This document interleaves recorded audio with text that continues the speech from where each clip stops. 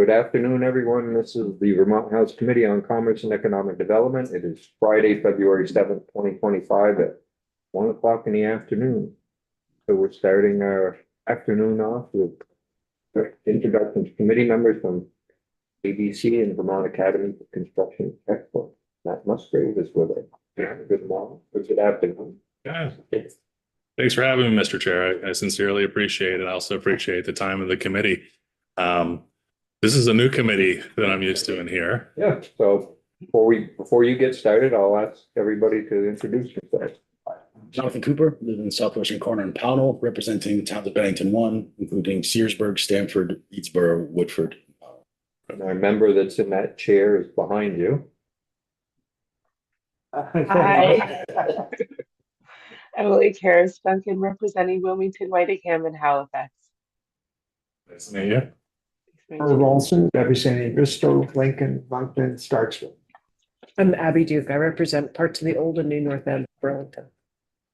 And Mike Markoff from Coventry, representing Coventry, Irisburg, Newport Town, Troy J. Westfield, Lowell, and Eden, and chair of the committee. Kirk White, represent Bethel, Rochester, Stockbridge, and Hancock. I'm the ranking. Michael Beaton. Tony Nicholas from Milton, representing most of Milton and a little bit of Georgia. Dave Bosch, live in Clarendon, represent Wallingford, Clarendon, West Rutland, and the bulk of Rutland County. Great. Well, thank you for having me, committee, and congratulations to you who are new in the building. I look forward to working with you. My name is Matt Musgrave. I'm with the Associated Builders and Contractors of New Hampshire, Vermont. I've been in the State House for pretty close to 10, 11 years now. I've had a couple of different acronyms, but ABC is my home now. We are the Associated Builders and Contractors, a national trade association representing commercial construction companies. We have 67 chapters across the country. I'm the Vermont Regional Director here for the ABC New Hampshire chapter, and we have 290 members currently that spread between Vermont, New Hampshire, a couple in Maine, a couple in Massachusetts. So we really handle most of the New England region. Some of our members you may be familiar with: PC Construction, REARC Construction, DEW, HB Cummings. HB Cummings was one of the main contractors that repaired the Capitol complex after the flood that we had a couple of years ago. ABC members practice the merit shop philosophy, and to just explain that real quickly to you, merit shop philosophy starts with growing people, and that means that my members believe the first and most important thing that they do on a daily basis is bring people in. They offer them well-paying jobs, they keep them safe, they create opportunities for advancement that includes advancing of their pay, that also includes advancing of their skills through things like apprenticeships. Because by growing these people and making them more effective within their companies, this allows the companies to go out and win more bids. And that's for the betterment of the community, that they're able to do it in an efficient way, a cost-effective way, whether they're doing public projects or they're doing private projects that include anything from industrial buildings to schools, churches, hospitals, and even buildings like we're standing in here today. And most importantly, what we'll be looking at over the next few years, housing in Vermont. So these people are out there and promoting that. We provide, as an association, a lot of services to the contracting community. That includes workforce development, which will be most of my testimony today. Advocacy, of course, is my primary job. Working with them, you'll see me in here on issues related to environment, to construction, to housing, to employer-employee relations, sometimes on unemployment issues, anything that affects our economy and our ability to get our jobs done out there. We also do business consulting. We help businesses understand, how to better treat their employees, how to better operate their businesses so that they remain efficient. And we also provide networking among those individuals because the shared learning within that community is huge. And what I'm going to talk to you about today is actually quite larger than the sharing of ideas. It's the sharing of resources to build a training center for people in Chittenden County. So ABC is Vermont's main sponsor of the NCCER curriculum, which is the National Center for Construction Education and Research. So that I'm not going to say that again. I'll stick with the NCCER acronym. But what we do with that is we're a state recognized sponsor of that. And that what we do is we go out and we certify teachers and schools like at the CTE centers. So they train on the NCCER platform. We certify them and maintain that ongoing status. We also work within the prison systems. We also work with a number of other workforce development organizations that use NCCER as a platform. And that's a state recognized credential. It's an industry recognized credential, and we work with the Agency of Education on that. And using that, in addition to working with our employers and working with people in the field, we've also developed a very successful apprenticeship program. The apprenticeship program that we are operating currently, we're going into our third cohort at this point. It's been a very successful program. I met with the most recent graduating class in the fall, and I went around and I spoke to each one of the students in the course, and the number one piece of feedback was, what's next? What's the next level of training that you're going to bring me to? And ironically, that was the same feedback that I heard from a group of employers early in the summer last year when I came over to ABC. A few of us got together, several of the largest general contracting firms and some member of the public got together, and they invited us in to talk about our existing apprenticeship program and how we want more. How can we do more? How can we benefit the community better? And that hatched the large piece of work that I've been up to for the last 5 months or so, which was the idea, planning and creation and acquisition of a 10,000 square foot facility in Winooski, Vermont. Through the generous donations of our members, some members of the public, we created a 501c3 organization, developed a board of directors who I'll introduce you to our chair today. But the goal of this 501c3 is to create oversight for our training center, help us develop programs of these different general contractors who, I should say, by the way, are fierce competitors. So having them all in the room at the same time and participating in a project like this was pretty amazing. Through the 501c3, we're able to accept donations from not only the public, but also from our members. So it's very heartening to see the amount of support that came out, not only in cash donations, but we had in-kind donations where companies are paying they're paying the labor, their fair labor rate, but the companies are contributing that to helping us with our build out. And I want to say a majority of the materials that we're using in the building were also contributed to us through the 501c3. So what we found is by pairing this nonprofit model with the industry needs, we're actually able to fast track this training center. When we talked about this prior, when I came on board with ABC, this was very much a 10-year plan that we were going to work our way up to. And through this generous donation, and quite frankly, it's a testament to the industry that's raising their hand and saying, we need to do this. We're going to take responsibility for this. And we're very lucky at ABC that we'll be operating their program for them going forward.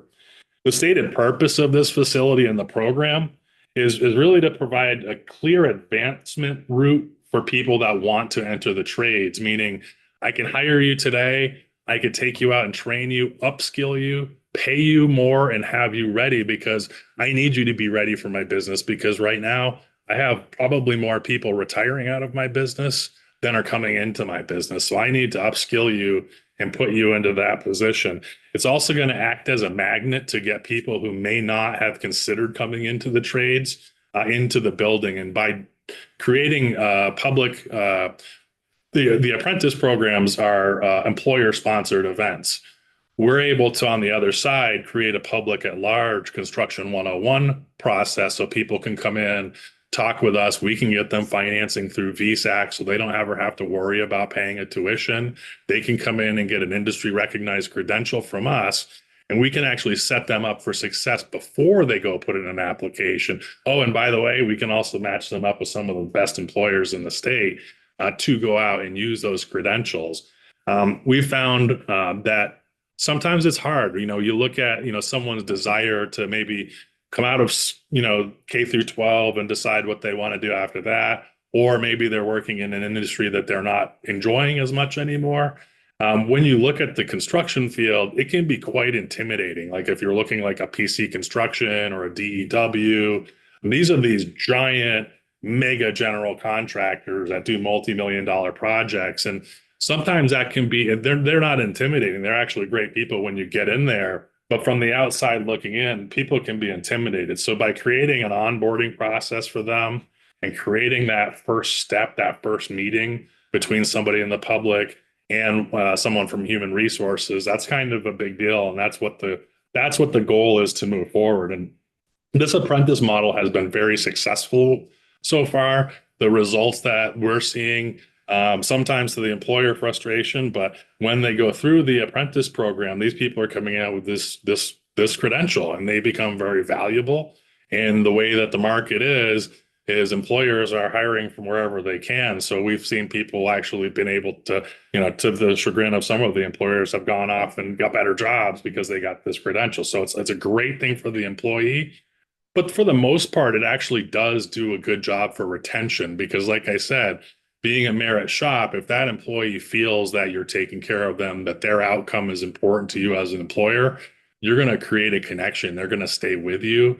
They won't jump over to another company for $1 raise or something like that if you're treating them well. Part of this process, part of the apprentice model, and part of what we're working on, which is a pre-apprentice model, is to make an easy transition for people coming out of the CTE programs. And the CTEs do a really good job with what they do. And that's giving someone a basic knowledge of tools, basic knowledge of carpentry. They live in the construction field, I should say. They do live generally in the residential world. So when they're coming out and they're going out onto a job site, they do need a little bit more instruction up front. So that's why we're working with DOL right now to create the first in the state construction pre-apprentice program. So when those people fall out of the CTE or they come in from another source, we can take them through a 6-week course. And these were some of the things that were brought up to us by employers that were important. Number one is making that transition to understanding there is a difference between the commercial construction industry and the residential. And we can do that in a very short period of time. There's also these soft skills like communication, the ability to deal with stressful situations. The financial literacy is something that's important. And employers have expressed that, we have to do better. Something that I've heard on a fairly regular basis is, we need to make sure that the people that are working with us know that they have to budget money to put gas in their car to drive to work every day. And this is something that we might all take for granted, but you'd be surprised how often I hear that story play out. Fortunately, employers are generally generous enough to help people out, and then they learn their lesson after that because you never want to ask the employer for gas money. That's not a good conversation to have. And what we found the other side of it is and this is feedback that I got from the CTE teachers, was if they are able to send someone out into the field and they work with one of my members who is like, a PC or a DEW or a REARC, and they have a savvy training program, they have an apprentice model with us. It doesn't need to be one of our members. It could be another member that has a good HR and good training. If they don't get that, and sometimes, this is not to knock any sole proprietors or small contracting firms, but what does happen kind of a lot, and we've dealt with this in this committee several years ago with the misclassification of employees issue, was if they go out and they work for someone that's not taking care of them, they don't have a savvy HR, maybe they're paying them as an independent contractor where that person should have been a full-time employee and had unemployment insurance and workers' comp, and that person falls off a roof and breaks their leg and finds out that they didn't have workers' comp, they're going to leave the industry and they're going to say it's construction's a bad industry. Or if they get left behind and they're not trained well and they're not taken care of and they don't feel good on the job, again, they leave the industry. It's not just they're leaving that employer. They're saying this whole industry isn't for me and I'm going to go do something else. And that, it defeats the purpose of all the effort that the CTE instructors put in. And it takes away, we're only seeing approximately 2,000 people come into contracting on an annual basis. So we need to preserve and protect that. So like I said, in addition to some of these employer-sponsored programs, we're also going to be working on people at large coming in off the street, because part of our charge of putting this together was we need to increase the cadre of people coming into this marketplace. So we'll do that with 101s and other public events, marketing. We actually have a marketing team we've assembled now who will be putting this out to the public. So you will see this. The goal really is to just, bring some dignity back to the trades, show people what outcomes that they can have by coming into this line of work. I mean, quite frankly, if somebody comes in after school and they moderately take care of their income and just do a simple 401k or something like that, by the time they're ready to retire, they're going to have 7 figures in the bank and they're going to be able to retire. And we need to make sure that the public's hearing that. So that's one of the functions that we're going to have at this training facility. So we're now watching the physical work go together. We're developing our programs. Our education work has begun. We've hired a full-time trainer. We've got the building. We've got the walls are going up as we speak. Putting in HVAC systems. And what we found is this is incredibly expensive, even with the generosity of all the folks that have been involved with this. We're looking down the line to try to be able to maintain a successful program. And 2 of those components that are necessary is, one, we need employers to be sending people in. And one of the things that we found is when you're looking at one of the large GCs, even a large GC, especially like today, where they don't know if in 30 days they're going to be dealing with a 25% tariff on the products they're getting from Canada, for example, they are looking at their budgets and trying to suss out, where do I spend money on safety, salary, benefits, training? So one of the things that we thought would be very helpful, and we're proposing for either a workforce development bill or an economic development bill, would be that Vermont creates a corporate tax credit that would allow employers, it would essentially pay back an employer for sending their staff member off to a state recognized training program like the NCCER, which we provide. There's nursing programs, there's manufacturing programs.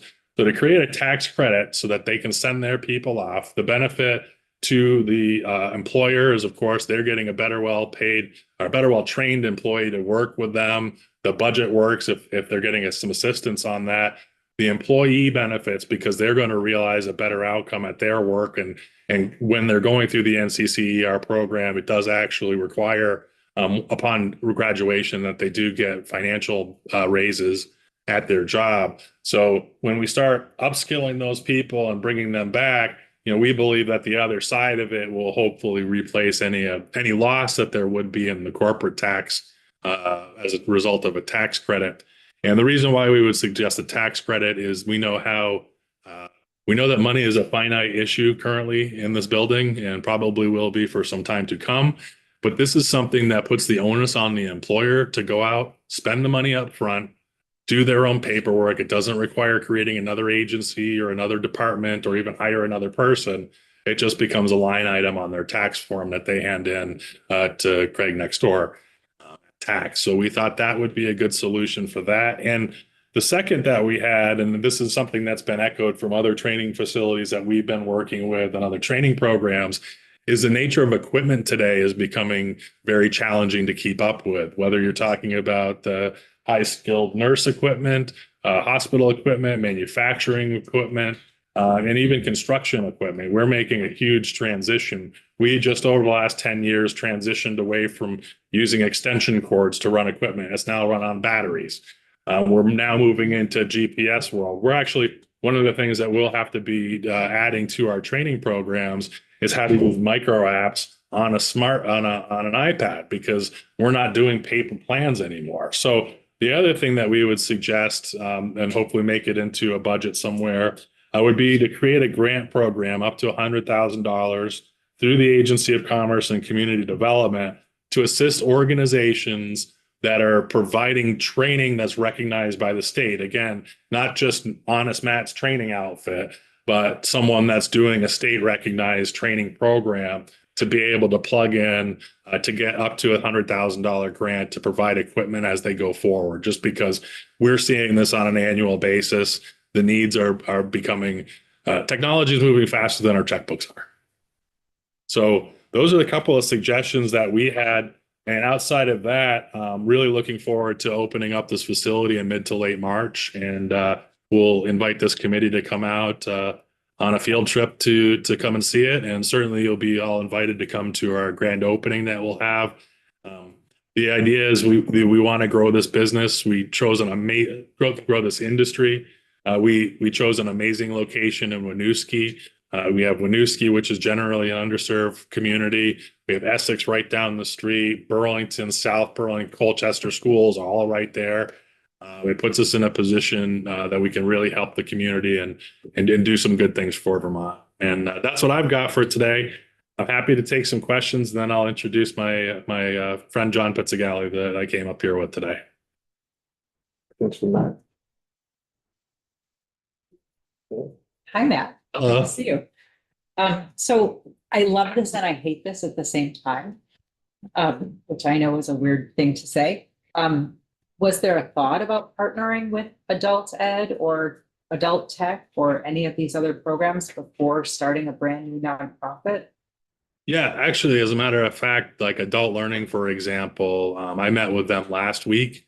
They are at a position now where they don't have the infrastructure to actually build out that program. So what they're looking for is spaces, instructors, and they're essentially, Adult Learning in particular is actually looking for someone to be the general contractor for them to help them develop their program. And their program is a little bit different than the employed population. So we'd have to create something, and we are working with them to create something to work alongside of that. So that's the Adult Learning, working with the CTC programs. This is an after them program. This is not a competing with them program. So really what the goal is they're going to bring that person up to the level that they're at in those programs. Then they're going to come into us where we can provide that specialized training beyond what they're able to do today currently. So we have actually gone and partnered with the prison systems, with some of the recovery system centers. So we're out there actually looking to partner with these people because we do have this ability to credential people and work with them. So we're an and, not an or. Okay, I like it more. Thank you. Abby? Thank you for the presentation. I'm excited to see it when you open. As far as your membership goes, it sounds like primarily this facility will be used by members, is that right, for training? And then I'm curious about your membership. Is it what is the scale of the businesses? I mean, there's sort of obviously the PC Constructions, the REARCs, but there's a lot of these sort of one or two owner general contractors with 2 employees, something like that, who, I'm sure a lot of training needs. And I'm just curious what your interaction with those smaller companies will be like. Yeah. So there's 2 sort of questions. One, I'll hit first because it's easy. So yes, we're starting with member sponsored trainings, but for the program to be successful, we actually have to go out beyond that and add people at large. Other associations like the Vermont Home Builders and Remodelers are interested in using the facility. There's some building energy standards training that Department of Fire and Safety needs someone to provide. So there's going to be more than just members. There are be multiple tracks that are there. And that's the nice thing about having a full-time instructor is that when he's not doing the apprentice program, I have got another 30 hours during the week that we can create other things for them to do. So that's one side of it. I'm sorry, the second part of your question. Well, I'm just interested in your membership. Membership. Yeah. So yeah, you're hearing me talk a lot about the large GCs, and I think that would be fairly accurate to represent about 30% of my membership. So beyond that, we have membership brackets that are in the 0 to 1. We count them in terms of what their dollar volume is. And we also have a general idea of what their employee counts are. But we have a 0 to 1 million, 1 to 3 million, 3 to 6 million, 6 to 10 million, 10 to 50. Most of our sweet spots probably in that $3 to $10 million. And that's why the tax credit piece is something that was important, because those are businesses that really would benefit from having the extra bandwidth, so to speak, to send their people off. And these are companies that are inclusive of, some of the smaller general contractors, but also plumbers, HVAC technicians, electrical companies. So we have one of our companies, Elijah Nest Interiors out of Barrie. They specialize in fixtures, and like literally their job is the bathroom fixtures. So they come in and that's their. So when you look at a building like this that goes together, there's a number of different trades that go in. We represent all of them. Thank you. Any questions? We thought about the training program, Vermont training program. We actually do participate with Vermont Training Program, and they've agreed with us to become a fiscal agent for them to help out. And that's going to be done one of two different ways. If we have like a larger employer, like a REARC, if they're going to send someone away for a couple of weeks of training, for them, it might make more sense for them to recoup the 50% of the wage that they're paying out. For some of these smaller firms, it might be paying 50. That's what the training program does. It reimburses a 50% piece. So that will help those smaller employers too. What we're really looking for is the last mile, as they say.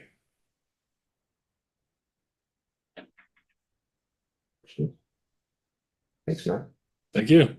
And my pleasure to introduce John Pizzagalli. Great.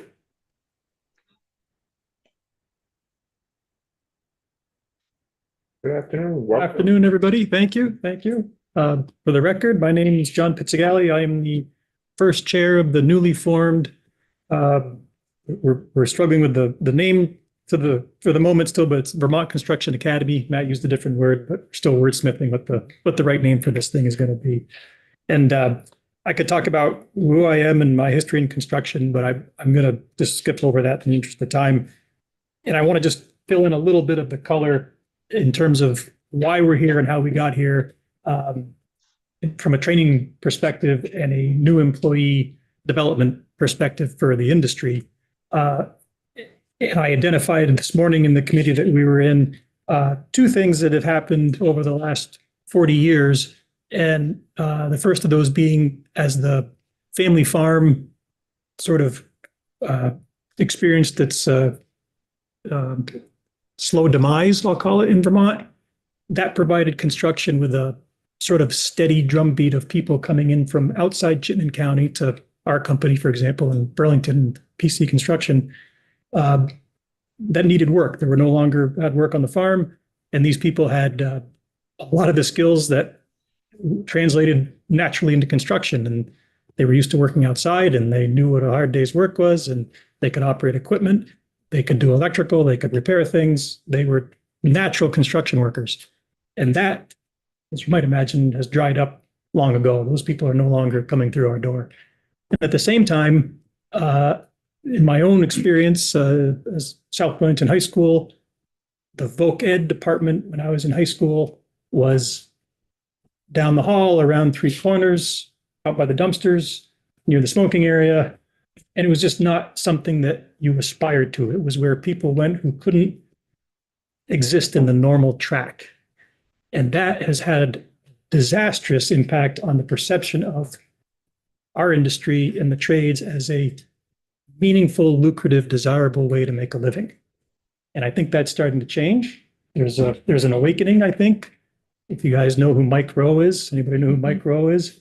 Mike's done a terrific job in pointing out that those jobs that people do every day and come home dirty and tired are critical to everything that goes on, right? They underpin the whole economy.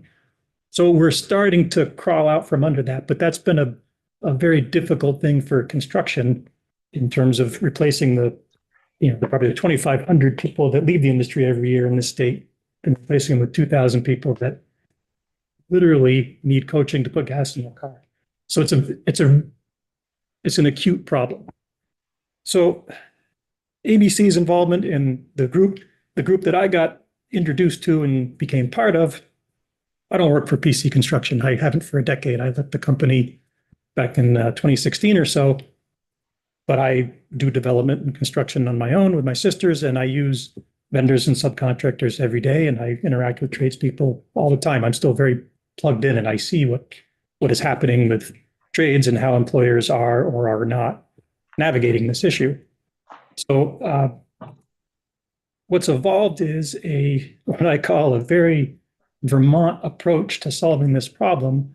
We have competitors that on their own got together to start training people in a meaningful way that resulted in employees that were additive to what they needed to have put in place in the field. And they did it without state help or anybody else telling them. They just needed to do it. And I will add that I'm on the board of at the GBIC in Burlington, and we hear about Montpelier's workforce development and training efforts. And to my eye, most of them in the last 15 years have been aimed at, I'll say, the CNC operator and above, in terms of trying to attract a high-tech workforce to Vermont, which is wonderful. And I think the CTE programs have been everybody's way of saying, well, we've checked the box for workforce development for the trades. And with what Matt described as a pre-apprenticeship program is really what industry has found is necessary. Anybody coming out of the CTE programs that went through green building or building technology has some interest, but they're not ready to go to work. They have some very basic rudimentary skills, but they need a lot more. So that's why we are doing what we're doing. And so this Vermont solution of competitors, there's people who are used to rolling around in the dirt with each other over bids, right, to get work. They're working together. We have individuals providing meaningful philanthropy, and we have an industry association that's acting as sort of the adult in the room. And my board has representation from 3 of the largest contractors in the state, all working together. And we've had very good reception and support from legislators here in Montpelier to say, yes, how can we help? And we are at a critical point to launch this thing and really make a difference. But part of the rock we need to push up the hill is demonstrating to young people that earning a living with your hands is as important as anything. It's not everybody's going to go work for Goldman Sachs. Like, being proud of what you do every day and putting up a building or whatever the construction mission may be is important and meaningful. We all depend on construction indirectly or directly, and attracting a high-tech manufacturer to Vermont without the ability to support them doesn't make a lot of sense. So I think we stepped right over a lot of the key underpinnings of being ready for those high-tech jobs. You got to have a ready contractor force to support them, or they're going to come from out of state, guaranteed. So I appreciate the time, and I'm happy to answer questions, but that's really the thrust of what we wanted to convey to you guys. I appreciate your ear and all the work you guys do every day. So.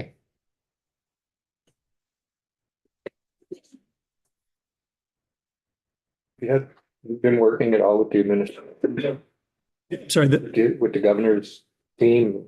I'm sure Matt has. I'm a construction guy. I don't play these games or I don't navigate these always at all. So I'm sure Matt, and that's why he's part of this team, is that we need that sort of advocacy and liaison to Montpelier. I'm not sure where we stand with the administration or. Yeah, if I may, Matt Musgrave for the record. We did communicate with the administration early on about these 2 specific requests. And we did not make it into the budget this year. And so that's why we were asking the legislature for this assistance. I do believe that based on my conversations, if we were to get something, I don't believe we'd sink any bills with this. One last thing I guess I'd say, just for people's understanding, the push for weatherization technicians, that's been a big one of late. And yes, the housing stock is old and drafty, and we need to be more efficient. The needs of the home builders and the small contractors that you brought up, excellent point. And I think the training that goes on will feed those people. Not everybody will want to continue on to work for a company like PC. I do this, it's not me. I don't work for PC. I used to.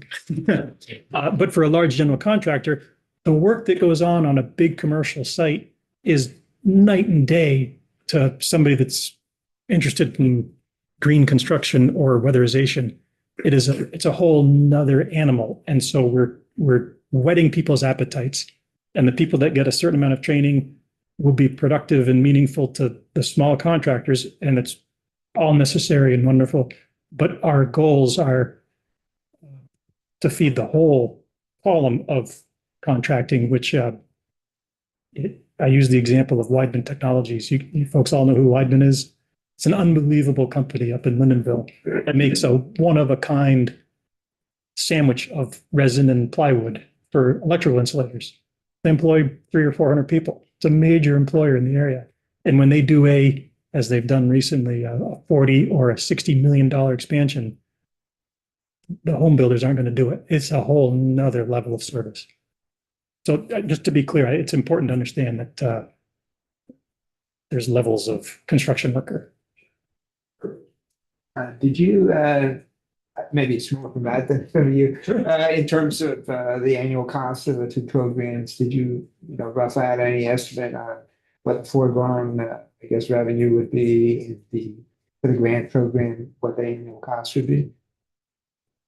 So depending on the class that we operate, it could be anywhere between $2,000 and $4,000 for one single apprentice to go through a year. So it's not a $20,000 tuition or $30,000 tuition, something like that. Some of the other classes, leadership classes that fall into the same program, those could be $500 to $1,000 if it's a blueprint reading class or something along those lines. But when you get out and you start doing the hands-on, there's a component of having to purchase materials and stuff like that, because unfortunately none of the materials are reusable once they form a piece of metal. So let me maybe break it down. Did you try to estimate, what the tax credit would cost annually, and then separately what the grant program would cost annually? For the larger budget? Yeah, I mean, if they were in the budget, Yeah, I would have to, what would have been the number, I guess? yeah, I think we would probably be able to give you an accurate number for what our industry would dig into, but I wouldn't be able to tell you what other verticals would be. I think that would be probably a budget office question. Yeah. I picked this up when I came in. This is great.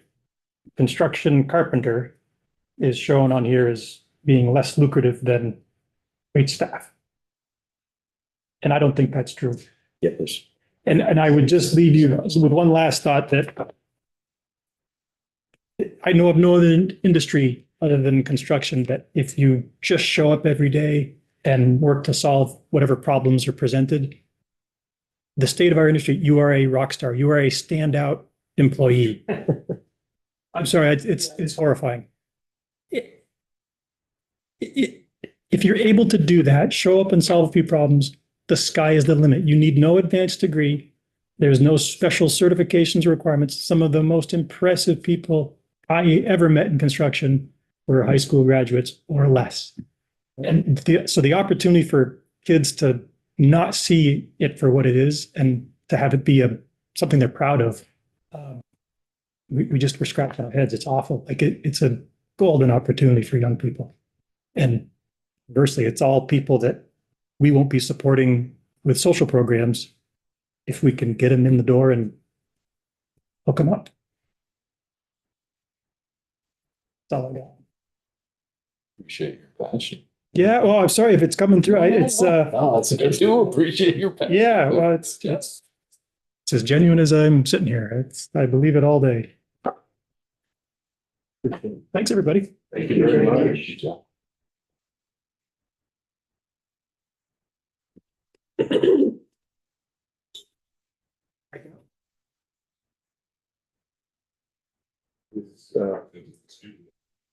Yeah. Well, it's clear we need carpenters. Curious what year you graduated from South Carolina, please. 1989. So you and I were in school together. I graduated in '87. You did? I remember the smoking area on the industrial. Gordon, the shop teacher, Gordon, I can't remember his last started with I remember W. Gordon. I do.